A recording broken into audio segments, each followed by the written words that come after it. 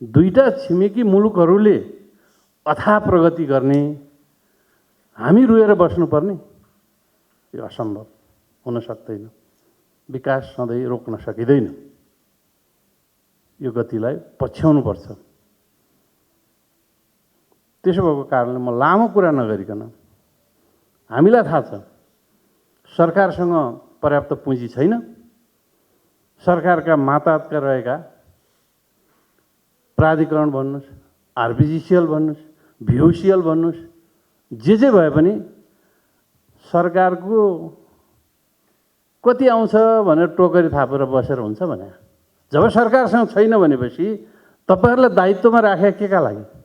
खोज्नु पर्दैन, गर्नु पर्दैन, सकिँदैन भने बस्ने पनि होइन। त्यसकारणले प्राधिकरणमा प्राइभेट एन्टिटीहरूसँग, प्राइभेट सेक्टरका साथीहरूसँग हातेमालोको काम गरे देखिँदैन, आफै गरिराखेका छ। तत्कालीन सरकारले सायद यही सोचेर आरपिजिसिएलको गठन गरे होला, त्यसै गरे त होइन होला नि त। यसले प्राइभेट सेक्टरसँग पनि गरोस्, सरकारसँग पैसा छैन, लगानी खोजेर लिएर आओस् भनेर गरे होला नि त। त्यो जतिखेर गठन भयो त्यतिखेरदेखि सुरु गरिदिए भए आज हामी यही कुरा गरिरहनु पर्थेन।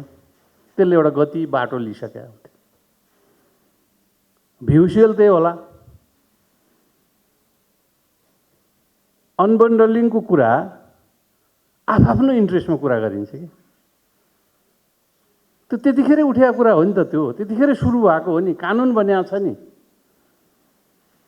अनि आफू अनुकूल मात्रै व्याख्या गर्दाखेरि बुझेकाले आफू अनुकूल व्याख्या गर्ने, नबुझेकाले त थाहै नहुने हो। यो समस्या देखिन्छ। यो समस्याबाट मुक्त हुनुपर्छ हामी।